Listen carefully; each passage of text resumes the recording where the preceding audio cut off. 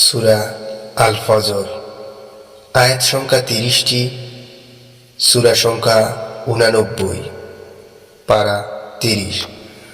শপথ ফজরের, শপথ 10 রাত্রির, শপথ তার যা জোর ও যা বিজোর, এবং শপথ রাত্রির যখন তা গত হতে থাকে। এর মধ্যে আছে শপথ জ্ঞানী ব্যক্তিদের জন্য।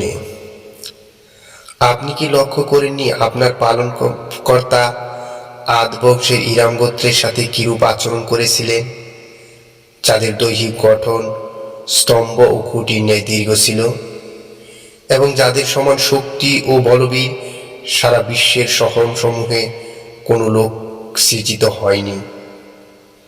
এবং সামুদ গোত্রের সাথে, যারা উপত্যকায় পাথর কেটে গৃহ নির্মাণ করেছিল, এবং বহিকলিকের অধিপতি ফেরাউনের সাথে,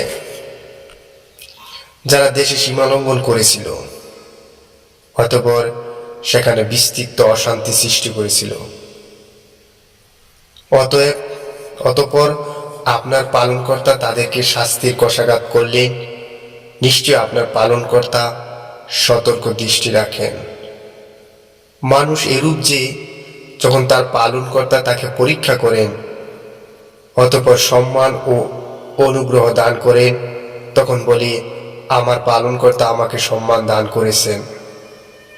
এবং যখন তাকে পরীক্ষা করেন, অতঃপর রিজিক সংকুচিত করে দেন, তখন সে বলে, আমার পালনকর্তা আমাকে হেয় করেছেন। এটা অমূলক, বরং এটা এতিমকে সম্মান করে না।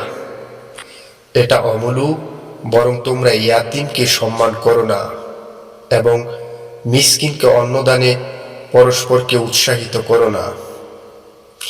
এবং তোমরা মৃতের ত্যায্য সম্পত্তি সম্পূর্ণরূপে কুক্ষিগত করে ফেল, এবং তোমরা ধন সম্পত্তির প্রাণ ভরে ভালোবাসো। এটা অনুচিত। যখন পৃথিবী চূর্ণ বিচীর্ণ হবে এবং আপনার পালনকর্তা ফেরেশতাগণ সারিবদ্ধভাবে উপস্থিত হবে, এবং সেদিন জাহান্নামকে আনা হবে, সেদিন মানুষ স্মরণ করবে, কিন্তু এই স্মরণ তার কি কাজে আসবে? সে বলবে, হায়, এই জীবনের জন্য যদি আমি কিছু অগ্রে প্রেরণ করতাম। সেদিন তার শাস্তির মতো শাস্তি কেউ দিবে না, এবং তার বন্ধনের মতো বন্ধন কেউ দিবে না।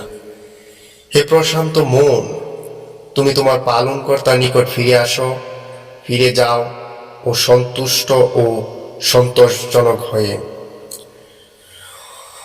অতঃপর আমার বান্দাদের অন্তর্ভুক্ত হয়ে যাও এবং আমার জান্নাতে প্রবেশ করো।